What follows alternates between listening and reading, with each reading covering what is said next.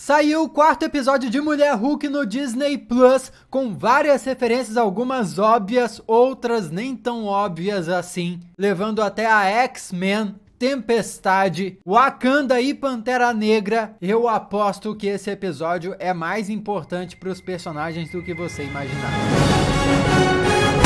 Olá, como vai? Tudo bem? Eu sou o Miguel Loquia, seja muito bem-vindo a esse vídeo onde nós vamos desmontar o episódio 4 de Mulher Hulk para pegarmos as referências, os detalhes, os significados e mais, desvendar o que possivelmente está por vir. O meu vídeo de análise já tá no canal, onde eu falei o que eu achei do episódio, os aspectos mais gerais dele. Eu vou deixar o link aqui embaixo para você assistir. Agora nós vamos para um mergulho mais profundo nas coisinhas que a gente não comentou antes. O episódio aqui começa com o Donny Blaze, um mago fajuto em todos os aspectos, que vive em um mundo onde magia existe. Então imagina-se a dificuldade dele de reter a atenção da audiência. E chama para o palco a Madison. Fica aqui já a minha exaltação a Madison como a melhor personagem do UCM dos últimos tempos. Tomara que ela continue a aparecer em produções futuras junto com o Wong, porque eles formam uma dupla perfeita. Coitada dela, né?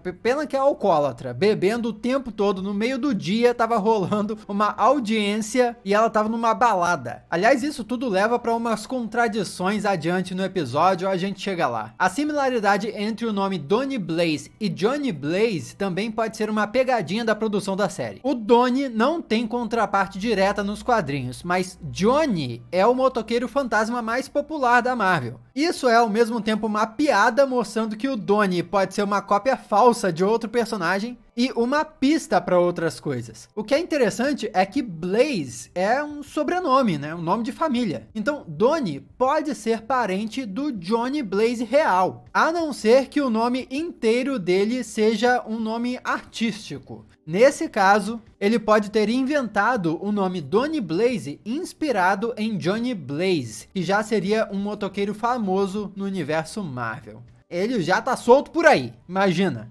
Donny usa o anel que feiticeiros sempre aparecem usando na Marvel para abrir um portal para o que parece ser uma vila medieval que lembra uma localidade que o antigo Thor visitaria. Pelo que a Madison conta depois, é outra dimensão. Vale lembrar aqui que outra dimensão é diferente de outro universo, porque um universo tem várias dimensões. É verdade que em Doutor Estranho 1, o Mordo explica para o Doutor Estranho que os anéis permitem que viajassem pelo multiverso. O domínio do anel de acesso é essencial para as artes místicas. Ele permite que viajemos através do multiverso. Mas é possivelmente um diálogo errado esse aí, que a Marvel se arrependeu de ter deixado no filme depois. Já que, afinal de contas, em filmes seguintes, foi deixado bem claro que, apesar de viajar para outras dimensões, o anel não pode abrir portais para outro universo. E o Doutor Estranho 2 deixou muito claro que isso é tão especial que foi um choque para os feiticeiros quando a América Chaves revelou que podia fazer isso. Ainda sobre o Donny, em alguns momentos, nós podemos ver que ele usa um colar com um pingente de crânio de pássaro. Podemos dizer que isso é uma referência ao Khonshu, o deus egípcio da lua, e uma referência direta à série do Cavaleiro da Lua, porque nós queremos desesperadamente que o Cavaleiro da Lua se conecte a alguma coisa. Marvel, conecta o Cavaleiro da Lua a alguma coisa. Mas isso aí pode ser só um crânio de pássaro aleatório, tudo bem. O Wong tá em Katmandu, no Nepal, que é o cafofinho dele, exatamente da sala de onde ele abriu o portal para ir para a audiência do Emil Blonsky no episódio anterior. No meu vídeo de análise eu comentei como ele se atrasou lá porque devia estar maratonando a série dos Sopranos. Mas vale dizer que essa aí é possivelmente só uma sala, ou uma construção próxima ao Karmataj, que fica em Katmandu. Então, embora ele esteja se divertindo num tempo livre, o Wong não abandonou completamente as suas obrigações de Mago Supremo. Em Multiverso da Loucura, quando perguntado pelo Stephen Strange se ele estava feliz, o Wong deu uma resposta bem zen. E olhando aí, parece ser verdade. O segredo deve ser curtir um tempo sozinho. O que, por outro lado, também confirma um medo da Jen Walters ao se transformar em Mulher Hulk. Ela não quer ficar sozinha porque vê que o primo dela, sendo herói, acaba solitário. E o Wong tá aí meio que na mesma. Madison, com 2 N's e um Y, mas é só lá no fim, chega e pergunta ao Wong dos Goblins. Pergunta se ele é o Rei Goblin. Nos quadrinhos, realmente existe um vilão chamado Rei Goblin, o Phil Urich. Mas ele tá mais pra um cara imitando o Duende Verde que um ser místico de outra dimensão. O próprio Duende Verde, em um arco nos quadrinhos, chegou a ser chamado de Rei Goblin também. Esse diálogo pode ter sido uma referência a isso ou pura coincidência. Ela conta como escapou da outra dimensão com a ajuda de um bode falante em troca de 6 gotas do sangue dela. 6 que é um número emblemático. 666. Bode, na Marvel, isso é sinônimo de capiroto Mephisto. De novo, nós voltamos a isso. Todos esses detalhes aí em só 4 minutos de episódio, então eu acho que eu mereço o seu inscreva-se, se inscreve aí, ativa as notificações, me dá essa força, pô, não custa nada, adoraria ter a sua companhia aqui nos próximos vídeos, e vambora que a gente tem muito o que conversar desse episódio ainda. A Jen já aparece com roupas muito folgadas, é o uniforme de trabalho que vai ficar certinho quando ela se transformar, e diz que a presença do Wong vai garantir o Twitter bombando por uma semana. Será? O pai da Jen levando equipamentos de segurança e a pá é uma série de promessas para o futuro. Tudo isso vai ser usado nos próximos episódios, anota aí. E bem assassino esse pai dela aí, hein? Já tá pensando em enterrar os corpos. Ao mesmo tempo que ele pensa em chamar a polícia. Uma coisa ou outra, cara. Não dá pra chamar a polícia e enterrar um corpo ao mesmo tempo. Na lista de afazeres da Jen no trabalho, nós conseguimos dar uma boa olhada na situação da personagem. No início, 3 coisas relacionadas ao caso do Abominável ainda para resolver. Encomendar marcadores roxo e verde, já indicando a preferência dela para combinação de cores que vai acabar usando com seu uniforme de heroína final. E roxo também é a cor usada pelo primo Bruce, então é o gosto da família. Além de que, ela também usa um vestido roxo no fim do episódio. Já é uma cor favorita para ela. Ela anotou até para encontrar a amiga no banheiro às 11h47, mostrando que é uma pessoa muito metódica. Tem ali terminar o caso da Runa com o Pug, um caso que não era dela, mas está lá disposta a ajudar um novo amigo. Outro item é comprar e ler Como Fazer Amigos e Influenciar Pessoas. Um clássico do Dale Carnegie que eu já li há muito tempo e apesar do título bem sacana, é um livro um tanto quanto good vibes, tem bons conselhos ali. Mas por ter interesse nesse livro, a Jen pode estar querendo mais amigos ou ser mais influente e querida, já que a opinião pública vinha massacrando ela nos últimos episódios. Eu li esse livro com uma intenção parecida, mas daí eu desencanei. É um livro muito bom, eu recomendo. Eu acho. Faz muito tempo que eu li, talvez minha opinião mude se eu ler ele de novo. Tem uma opção lá para ela se inscrever em um serviço de assinatura chamado Big and Tall, que provavelmente é um serviço de assinatura para roupas de pessoas grandes, que logo em seguida no episódio ela reclama que não tem muitas roupas para pessoas da altura dela. Mais para baixo tem um item para ela entrar em contato com as almas gêmeas do Emil Blonsky. Será que ela vai entrar em contato para saber sobre o retiro de meditação? Outro item é para ligar para a mãe sobre ideias de aniversário para o pai, e esse aniversário do pai dela deve rolar em episódios futuros. Mais abaixo tem comprar os novos Cheetos que você viu, comprar mais palhetinhos, parar de desperdiçar palhetinhos, tudo referência à técnica épica de comer sem sujar a mão. E na última página da lista tinha procurar contato direto com o Wong, coisa que ela acaba conseguindo logo em seguida quando o Wong dá o cartão de visita, um truque que rivaliza com o do agente Wu, indicando que a Jennifer tinha negócios inacabados com o Wong, talvez relacionados ao depoimento dele no caso do Emil, incluindo talvez o fato dele ter tirado o Emil da prisão, e isso ser contra a lei. Comentei isso melhor no meu vídeo de análise. Outro item é compilar deposição de Lee versus Barne, acho que é assim que pronuncia, que pode ser uma referência ao Stan Lee e John Barne, que foi roteirista e artista de ambas editoras, Marvel e DC Comics. Mas ela pulou isso tudo para completar o perfil de namoro. E aqui temos o QR Code que leva para o quadrinho do episódio. Vingadores da Costa Oeste, edição anual número 4. Uma história onde a Mulher Hulk, junto com a Tempestade dos X-Men, a Adaga da dupla Manto e Adaga, Wanda Maximoff, Jean Grey, Andrômeda, que é filha do guerreiro atlantiano Atuma, que vai ser adaptado para o UCM em Pantera Negra 2, Wakanda pra sempre, e a Mulher Invisível do Quarteto Fantástico, todas são controladas por um feiticeiro deviante para servirem de esposas para uma divindade antiga. Elas acabam quebrando o pau com os Vingadores que tentam impedir isso tudo. Na TV estão exibindo a entrevista dela de novo, indicando que existe uma grande demanda da imprensa e da audiência por She-Hulk, o que me leva a perguntar se ela vai ser perseguida por paparazzi nas ruas eventualmente, como grandes celebridades são. E se alguma foto dessas pode colocar ela em apuros também. O Wong chega para falar do caso que queria abrir contra o Donny Blaze. E eu também falei na minha análise dos possíveis motivos do Wong ter decidido fazer isso, em vez de punir o Donny Blaze com um método mágico. É verdade que ele disse que queria criar precedentes legais para outras pessoas não usarem magia assim, sem responsabilidade. Mas, se o Mago Supremo punisse quem fizesse isso, não seria precedente o suficiente? Ou se o Wong simplesmente roubasse o anel dele? Essa frase não tem duplo sentido, tá? Mas se o Wong pegasse o anel do Donny Blaze, ele não poderia abrir portais mais e acabaria o assunto, acabaria o episódio. Pronto, resolveu. É o anel de poder. Cadê?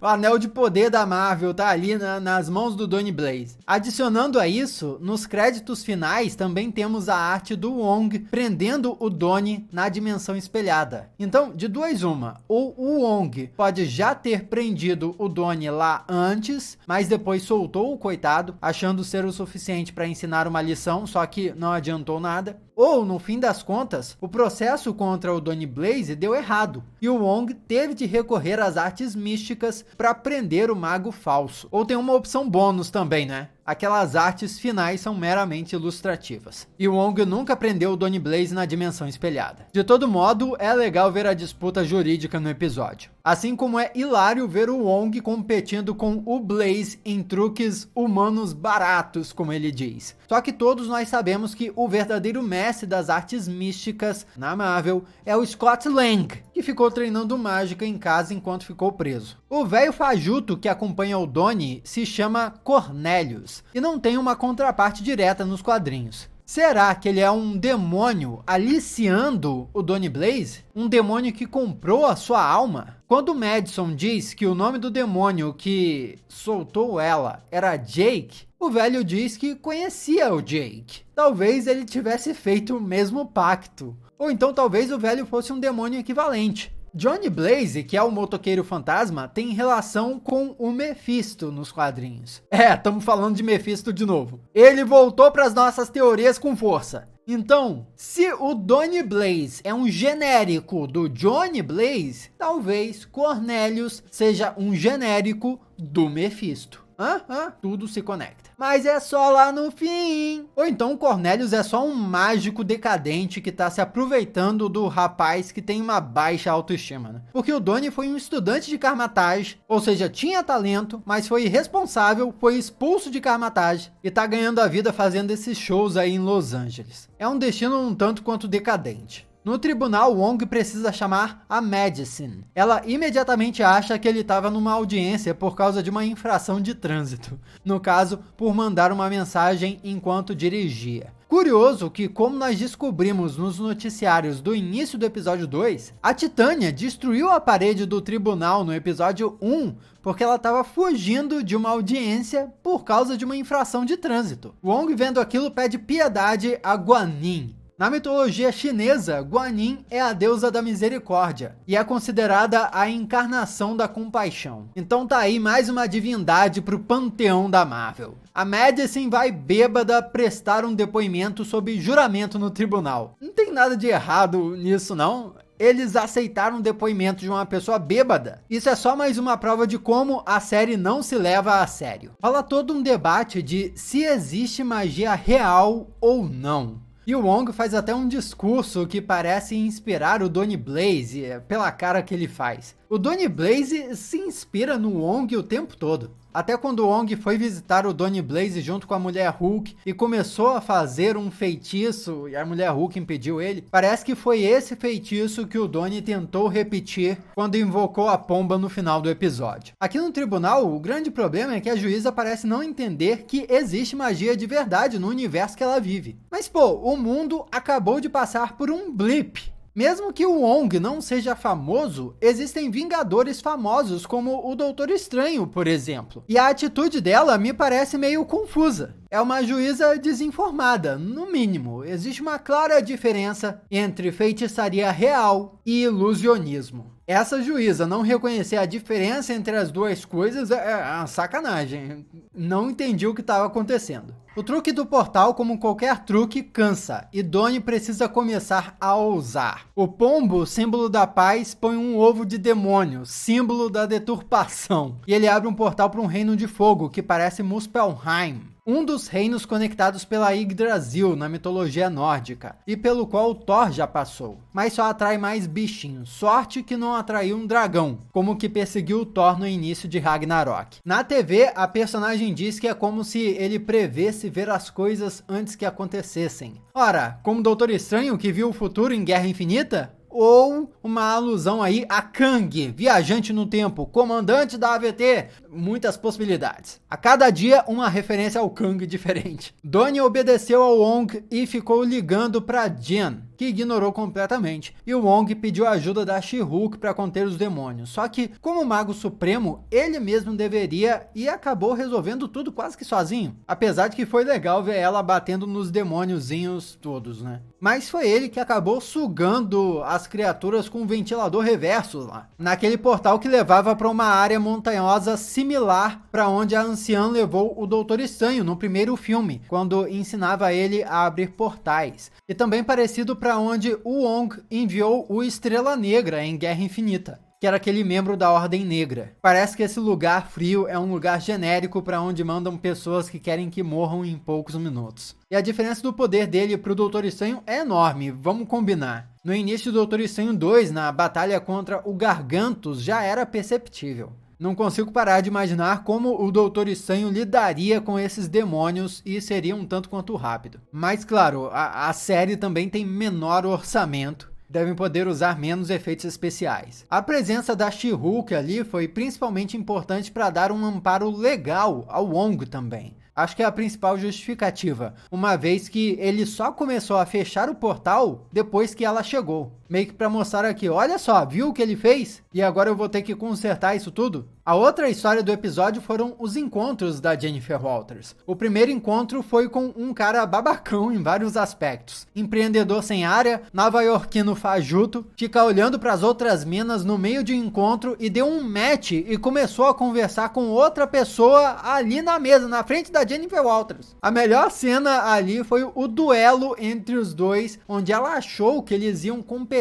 por quem pagaria a conta primeiro, mas nem isso o cara fez. Ele pegou a chave do carro e vazou. O segundo date foi com um cara que só queria mostrar que era um fortão, o terceiro com um diretor de cinema chatão, mas o quarto que nos interessa. Primeiro, porque ele mostrou muito interesse nos poderes dela, querendo saber se poderia penetrar a pele com vibrânio, já indicando possível conexão com a gangue da demolição que apareceu no episódio anterior. Talvez seja ele o chefe que a gangue mencionou, ou mesmo um dos membros que apareceu mascarado. E segundo, que ele é interpretado pelo ator John Bass, um cara que já tem uma trajetória aí em filmes e séries de TV, o que torna difícil acreditar que ele tenha sido escalado para Mulher Hulk só para fazer essa participaçãozinha especial aqui. Ou seja, é muito provável que ele vá voltar, e como não tá nem acreditado em Mulher Hulk na página do IMDb, o papel dele é mega misterioso. Algumas pessoas na internet estão dizendo que a Marvel listou o nome dele nos créditos do episódio como Hulk Todd, o que seria um grande spoiler. Mas se por acaso a Marvel já fez isso, agora já desfez. E agora nos créditos estão listando o nome do personagem dele apenas como Todd.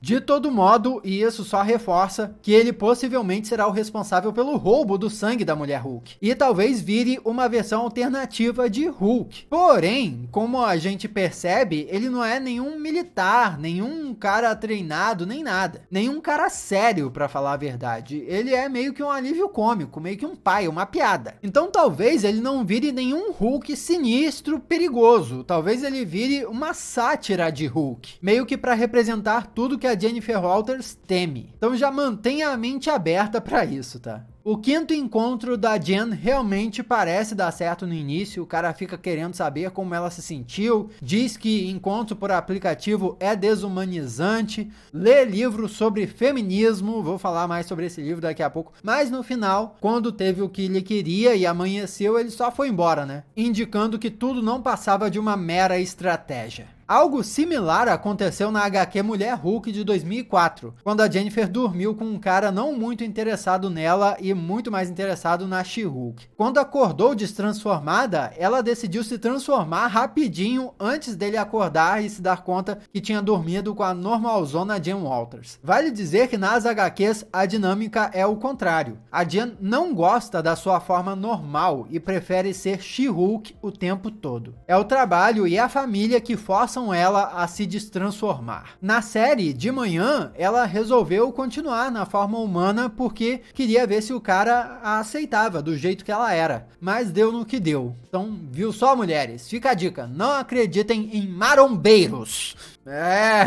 Tô brincando. Ou não. Sei lá, né? São nessas interações que a Tatiana Maslany brilha. A expressão de felicidade, a frustração dela, a esperança dela, na cara dela, isso é tudo incrível. Essa atriz é surreal.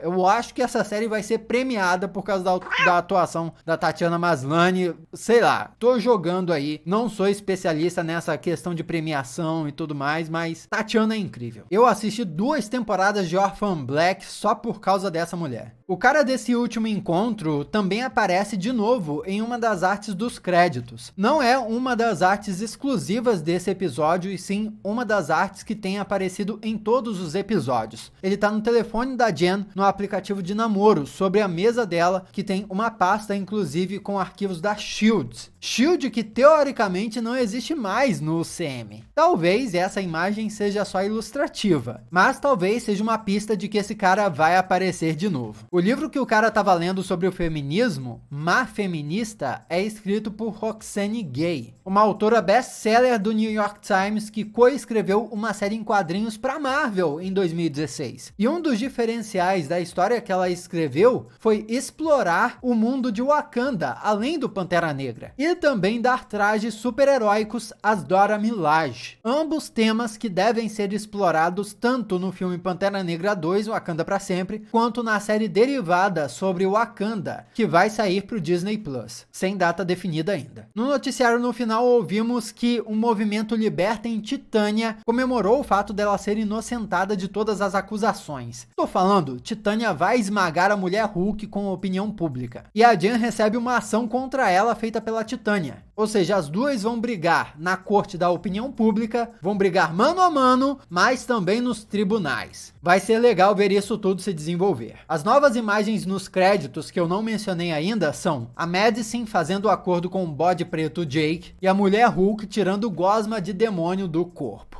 Mas nós temos a pós-créditos, que é muito boa, colocando She-Hulk como uma das séries aconchegantes ali do nosso peito. É uma série pra reassistir, se divertir com a família. Não sei se com a família, né? Não sei, mas mais divertida. Só que tem uma coisa intrigante ali. O Wong menciona que sobraram bebidas de um casamento. Que casamento? O casamento dele, do próprio Wong? A feiticeira de Wakanda, que apareceu em Multiverso da Loucura e se sacrificou para destruir o Darkhold do Universo 66, se chama Sarah Wolf. E ela foi inspirada na personagem de mesmo nome dos quadrinhos, que era assistente do Doutor Estranho e interesse amoroso do Wong por lá. Segundo o roteirista de Doutor Estranho 2, Michael Waldron, em algum momento haveria um relacionamento amoroso entre os dois personagens no filme, só que isso acabou sendo cortado do roteiro. Talvez o Wong tivesse planejado se casar com ela. Só que ela morreu e por isso as bebidas sobraram. E daí o Wong estava bebendo tudo sozinho. Só que como a cena foi cortada do filme, não tem por que pensar que essa trama é oficial mais. E cá entre nós, o Wong tá feliz demais pra quem perdeu a noiva. É ou não é? Que casamento é esse, Odin? Será que estão alugando o Karmatage para fazer eventos? Comenta aqui se você alugaria o Karmatage para fazer uma festa de 15 anos, para comemorar uma despedida de solteiro, para fazer um casamento em família, qualquer coisa assim. Vamos trocar uma ideia a respeito. Aqui do lado tem outros vídeos que você já pode assistir. Muito obrigado pela sua companhia fenomenal até aqui. Eu sou Miguel Loquia